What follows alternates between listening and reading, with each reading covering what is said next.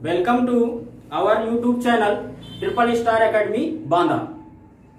तो स्टूडेंट्स, आज मेरा ये फर्स्ट लेक्चर है और इस लेक्चर में मैं डिस्कशन करूंगा जो है इंटरमीडिएट का पहला यूनिट जिसका नाम है रिप्रोडक्शन। क्या नाम है? रिप्रोडक्शन। और इसी रिप्रोडक्शन यूनिट में आपके 4 चैप्टर आते हैं। ठीक, तो वो 4 चैप्टर में पहला चैप्टर हम लेंगे जो है first chapter reproduction in organisms. क्या है? Reproduction in organisms. अगर इसकी हम बात करें हिंदी में तो इसका मीन्स हो जाएगा कि जीवों में जनन।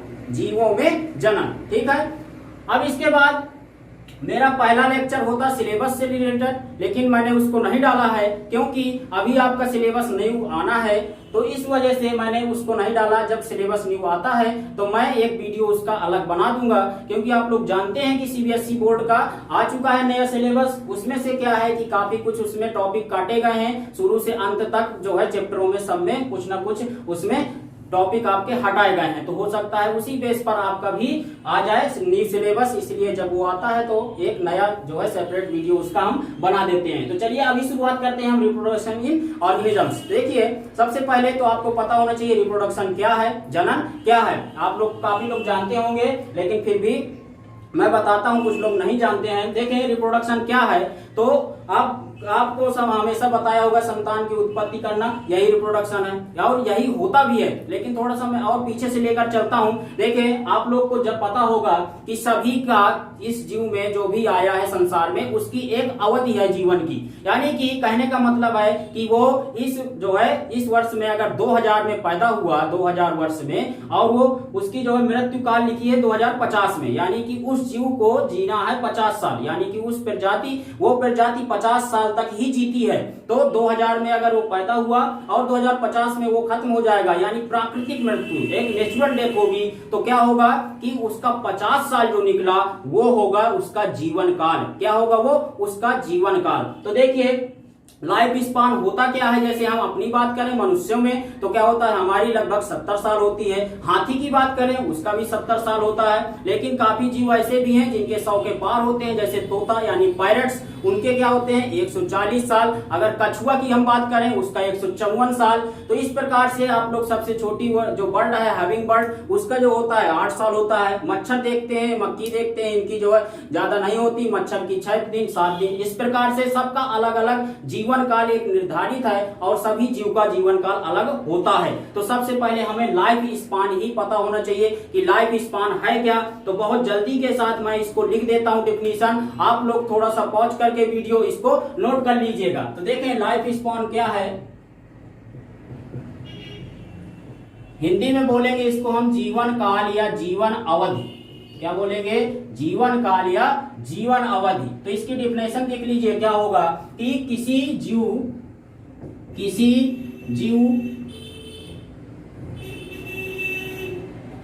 का जन्म से लेकर मृत्यु तक का समय, या कोई इधर तक के जगह बीच भी लगा सकते हो, बीच का समय क्या कहलाता है? जीवन काल। समय जीवन काल या जीवन अवधि कहलाता है। ठीक है स्टूडेंट्स, तो क्या होगा कि इसकी डेफिनेशन किसी जीव का जन्म से लेकर, यहां पर कर सकते हो प्राकृतिक मृत्यु या मृत्यु, कोई दिक्कत नहीं है, मृत्यु तक का समय जीवन काल कहलाता है। ठीक, इंग्लिश में अगर बोलोगे आप तो the period of time between क्या होगा? Birth to death. ठीक है। अब इसके बाद बात करते हैं हम जनन की। तो जनन क्या है? जनन की बात करें तो जनन की डेफिनेशन क्या हो जाएगी? इसकी हो जाएगी डेफिनेशन कि संतान की उत्पत्ति करना। क्या करना? संतान की उत्पत्ति करना क्या कहलाता है? जनन कहलाता है। और आप लोग देखा होगा कि अगर हम लोगों का 70 साल का जीवन काल है, तो हम लोगों में क्या हुआ कि आगे प्रजाति क्यों नहीं खत्म हुई? वो इसीलिए नहीं खत्म हुई। किस लिए नहीं खत्म हुई? इस प्रोसेस के कारण नहीं खत्म हुई। ठीक, और इस प्रोसेस के कारण ही हम लोग आज हैं।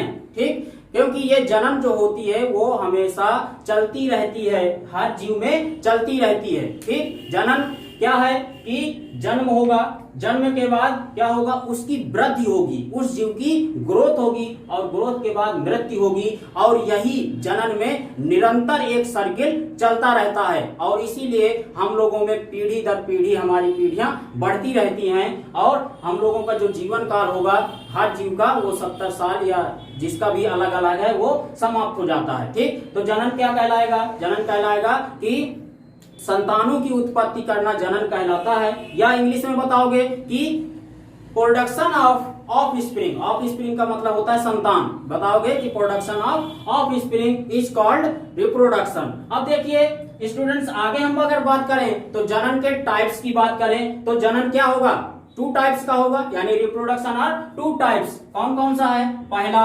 अलैंगिक जनन, पहला क्या हो जाएगा, अलैंगिक जनन, अलैंगिक जनन। इसी को हम इंग्लिश में अगर बोले तो बोलेंगे हम एसेक्सुअल रिप्रोडक्शन, एसेक्सुअल रिप्रोडक्शन। अगर हम सेकंड नंबर देखें तो उसका हो जाएगा लैंगिक, सेकंड टाइप है लैंगिक जनन और इसकी इंग्लिश हो जाएगी सेक्सुअल रिप्रोडक्शन, सेक्सुअल रिप्रोडक्शन। तो देखें बायोलॉजी एक ऐसा सब्जेक्ट होता है स्टूडेंट्स जो कि आप प्योर हिंदी में नहीं पढ़ सकते हैं।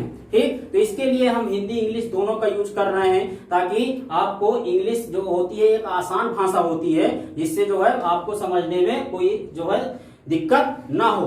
अगर डिमांड आती है हमारे पास इंग्लिश की तो हम इंग्लिश से प्योर इंग्लिश का वीडियो आगे आपको बनाएंगे। चलिए तो देखें अलैंगिक जनन क्या है और लैंगिक जनन क्या है, इनके दोनों के बारे में हम पहले समझते हैं। तो पहला नंबर हम देखेंगे एक एक करके अलैंगिक जनन, अलैंगिक जनन देखेंगे, इसके बाद हम देखेंगे लैंगिक जनन। तो पहला नंबर मैं हेडिंग बनाता हूं अलैंगिक जनन, अलैंगिक जनन। देखें अलैंगिक जनन का मतलब क्या है कि जिसमें केवल एक ही जनक हो, केवल एक ही जनक हो। ठीक, उसको हम क्या कहेंगे, उसको हम कहेंगे अलैंगिक जनन। यानी कह सकते हो कि ओनली वन या single parent involve in asexual reproduction. English में बोल सकते हो कि क्या होगा, केवल सिंगल पेरेंट ही इसमें इन्वॉल्व होगा। ठीक है, तो जिसमें केवल एक ही जनक हो उसे हम क्या कहते हैं, आगे लिख लीजिएगा, उसे हम क्या कहेंगे, अलैंगिक जनन कहेंगे।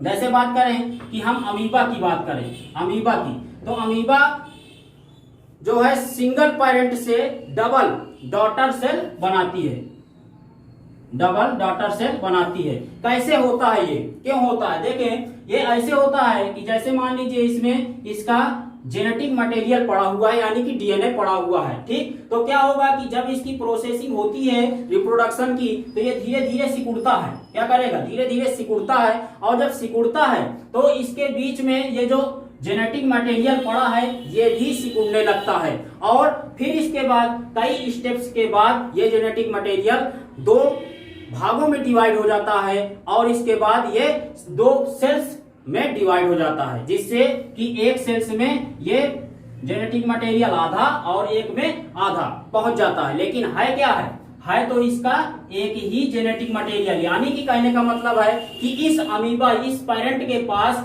जितने भी गुण होंगे वो सारे गुण इसमें पहुंच गए और इसीलिए आपने देखा होगा कि अमीबा की जो संतान होगी सेम अमीबा की तरह ही होगी। ठीक, उसकी जितनी भी शारीरिक संरचना है या उसकी आंतरिक संरचना है वो सारी अमीबा होगी। यानी कह सकते हो कि जो अलैंगिक जनन होता है वो क्या होता है, क्लोन, यानी कि जो उसकी कॉपी बनती है यानी ऑफस्प्रिंग बनता है उसको हम क्या कहते हैं, क्लोन कहते हैं। क्या कहते हैं, क्लोन। यानी कि आपने देखा होगा कई सारी फिल्मों में दिखाते हैं, इलेक्ट्रॉनिक वाली फिल्मों में, रोबोट वगैरह में, कि उसकी कॉपियां बना देते हैं, उसको हम कहते हैं क्लोन बोलते हैं, उनको बोलते ना ये इसका क्लोन है। ठीक, यानी कि बिल्कुल सेम एक ही जैसे की। तो ये जो अलैंगिक जनन में जितने भी जीव आते हैं उनका जो जनन होता है तो उनको हम बोलते हैं क्लोन, क्योंकि उनमें कोई भी वेरिएशन यानी कि विभिन्नता देखने को नहीं मिलती है। विभिन्नता क्या है इसका हम आगे आनुवंशिक वाले चैप्टर में इसका हम डिस्कशन करेंगे। तो इसके बाद ज्यादा टाइम नहीं लेते हैं, दूसरा नंबर देख लेते हैं लैंगिक जनन क्या है। तो लैंगिक जनन बताओगे कि ऐसा जनन जिसमें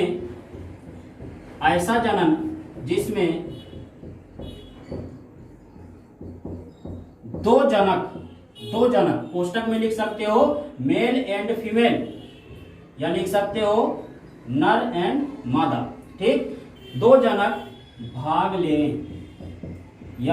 लेते हैं, उसको हम क्या कहते हैं, उसको हम कहते हैं लैंगिक जनन। ठीक, यानी कि ऐसा जनन जिसमें दो जनक, और दो जनक से मतलब क्या है हमें कि मेल एंड फीमेल, तो उसको हम क्या कहते हैं, उसको हम कहते हैं लैंगिक जनन। ठीक, आप लोग देखते हैं कि लैंगिक जनन जब तक मेल एंड फीमेल नहीं होंगे तब तक वो पॉसिबल नहीं है। क्यों नहीं है पॉसिबल? क्योंकि जो मेल होगा उसके गैमीट्स और जो फीमेल होगा उसके गैमीट्स ये आपस में फ्यूजन करते हैं। फ्यूजन करने के बाद जो फर्टिलाइजेशन होगा, फर्टिलाइजेशन के बाद इसमें ऑफस्प्रिंग बनता है, यानी कि नई संतान की उत्पत्ति होती है। और ये बिल्कुल सेम नहीं होती, अलैंगिक की तरह ये संतानें सेम नहीं होती। क्यों नहीं होती? क्योंकि आप लोग जानते हैं, आप लोगों ने पिछली प्रीवियस जो क्लास है 11th की उसमें पढ़ा होगा माइटोटिक और मियोसिस प्रोसेस क्या है, यानी कि समसूत्री विभाजन, और आपने पढ़ा होगा अर्धसूत्री विभाजन। तो आपको ये नॉलेज होगी कि अर्धसूत्री विभाजन में जो है एक सेट जो क्रोमोसोम का होता है वो क्या होता है, जो है दो भागों में डिवाइड हो जाता है। यानी कहने का मतलब है कि मेल में 46 गुणसूत्र होते हैं, फीमेल में भी 46 गुणसूत्र हैं। ठीक, तो जब जो है ये इनके गैमीट्स बनेंगे तो वो गैमीट्स कितने कितने बनेंगे, 23 में बनेंगे। यानी कि एक क्रोमोसोम का सेट इधर आ जाएगा और एक क्रोमोसोम का सेट इधर आ जाएगा। इसी प्रकार इसमें भी होगा।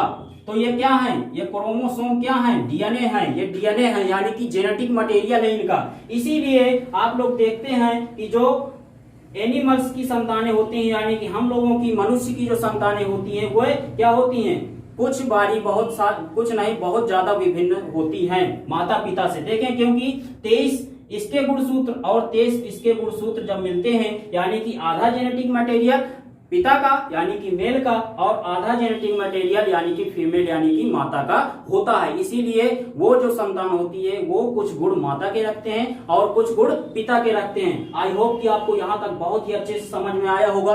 अगर आपको कुछ इसमें नहीं समझ में आया और आपको कुछ डाउट है तो आप हमें नीचे कमेंट करके बता सकते हैं या पूछ सकते हैं। आपको हम तुरंत अपने जो है इस चैनल के माध्यम से आपको रिप्लाई हम तुरंत देंगे और आपको हम उससे सर्टिफिकेशन मिलेगा। धन्यवाद। चलिए अगले वीडियो में हम मिलते हैं, इसका पार्ट 2 लेकर आएंगे जिसमें हम पढ़ेंगे अलैंगिक और लैंगिक का अंतर।